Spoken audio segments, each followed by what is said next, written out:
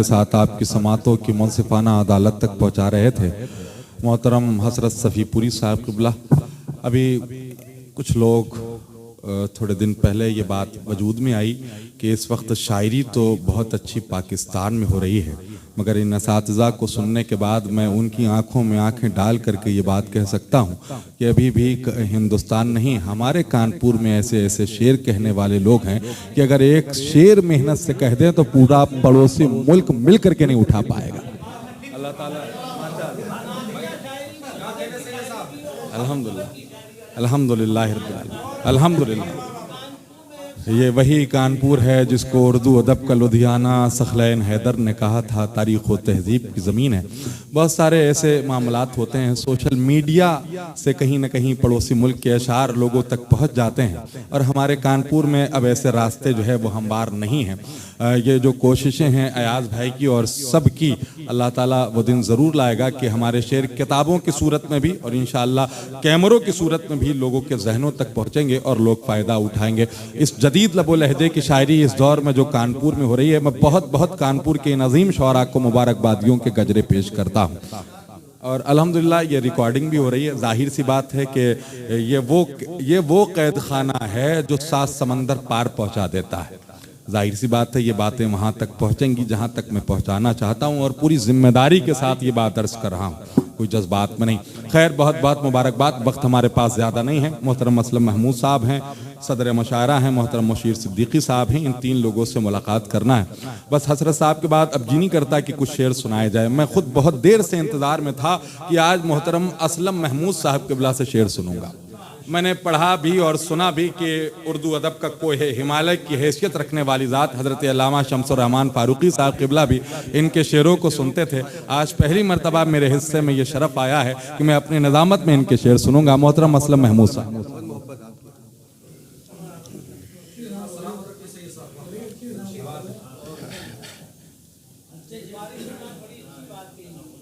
مطلع اور ایک شعر بغیر کسی تمہید کے۔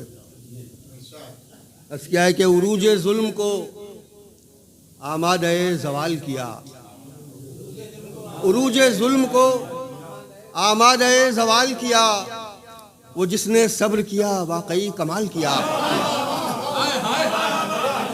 عروج ظلم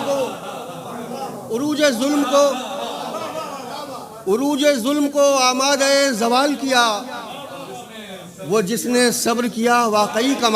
لہو سے کر دیا سیراب دشت و صحرا کو، لہو سے کر دیا سیراب دشت و صحرا کو، فرات تجھ سے نہ ایک گھونٹ کا سوال کیا۔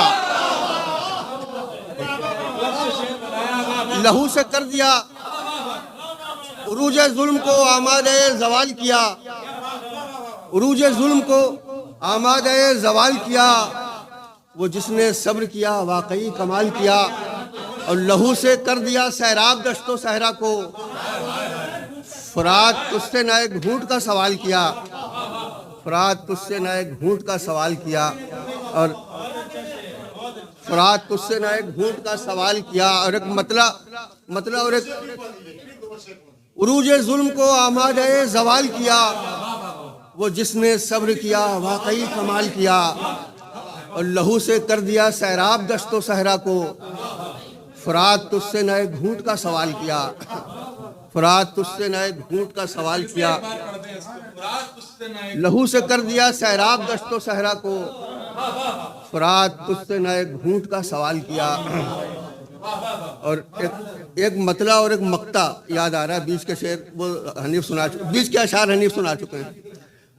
مطلب تو یہ ایاز بھائی کہ فلک پہ سلسلہ بام و در حسین کا ہے، فلک پہ سلسلہ بام و در حسین کا ہے، جو کل جہاں سے ہے افضل وہ گھر حسین کا ہے۔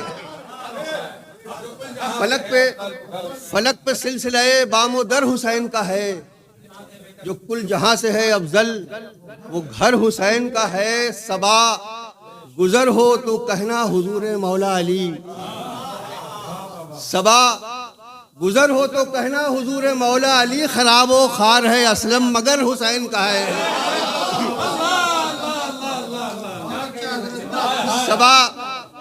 صبا گزر ہو تو کہنا، صبا گزر ہو تو کہنا حضور مولا علی، خراب و خوار ہے اسلم مگر حسین کا ہے، خراب و خوار ہے اسلم۔ صبا فلک پہ سلسلہ بام و در حسین کا ہے، جو کل جہاں سے ہے افضل وہ گھر حسین کا ہے۔ اور صبا گزر ہو تو کہنا حضور مولا علی، خراب و خوار ہے اسلم مگر حسین کا ہے، خراب و خوار ہے اسلم، خراب و خوار ہے اسلم مگر حسین کا ہے، اور خراب و خوار ہے اسلم مگر حسین کا ہے۔ 4 مصرع اور دیکھیے کہ بنجر زمین تھی، فاروق بھائی، کہ بنجر زمین تھی جو بہار آشنا ہوئی، بنجر زمین تھی جو بہار آشنا ہوئی، ان کے لہو سے دشت کا نقشہ بدل گیا۔ بنجر زمین تھی جو بہار آشنا ہوئی، ان کے لہو سے دشت کا نقشہ بدل گیا۔ ایک تشنگی خیال میں آئی تھی اور پھر دریا سے میری پیاس کا رشتہ بدل گیا۔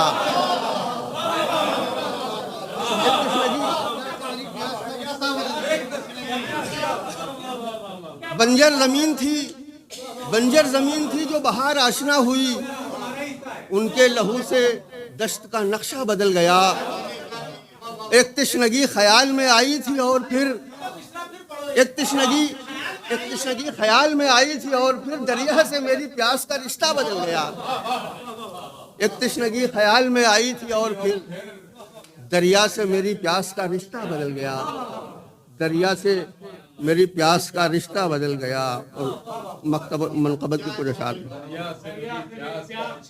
ایک تشنگی خیال میں آئی تھی اور پھر دریا سے میری پیاس کا رشتہ بدل گیا۔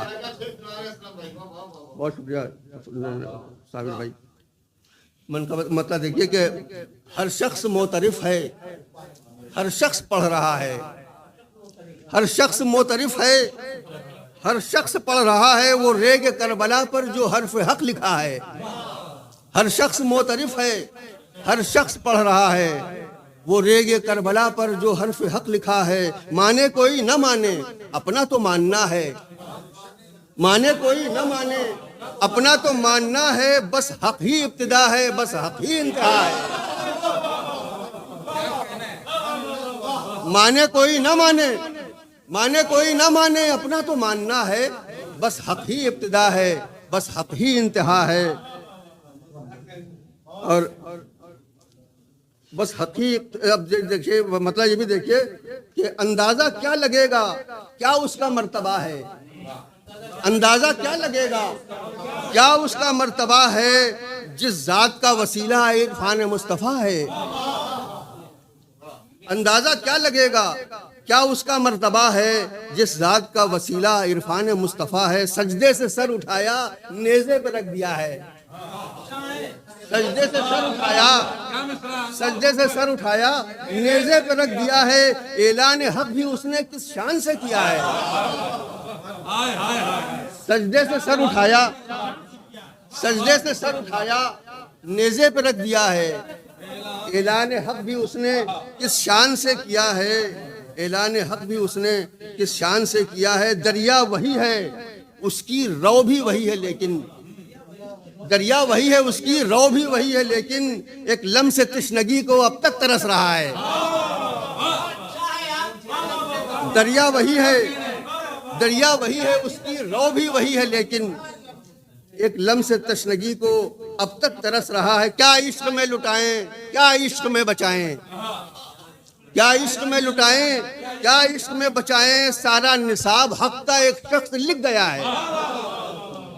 کیا عشق میں بچائیں کیا عشق میں لٹائیں، ایک سارا نصاب حق کا ایک شخص لکھ گیا ہے۔ اور تعظیم اس کی اسلم لازم ہے ہم پہ یوں بھی، تعظیم اس کی اسلم لازم ہے ہم پہ یوں بھی، وہ سبط مصطفیٰ ہے وہ ابن مرتضیٰ ہے۔ تعظیم اس کی اسلم، تعظیم اس کی اسلم لازم ہے ہم پہ یوں بھی، وہ سبط مصطفیٰ ہے وہ ابن مرتضیٰ ہے۔ ہر شخص معترف ہے، ہر شخص پڑھ رہا ہے وہ ریگ کربلا پر جو حرف حق لکھا ہے۔ بہت شکریہ۔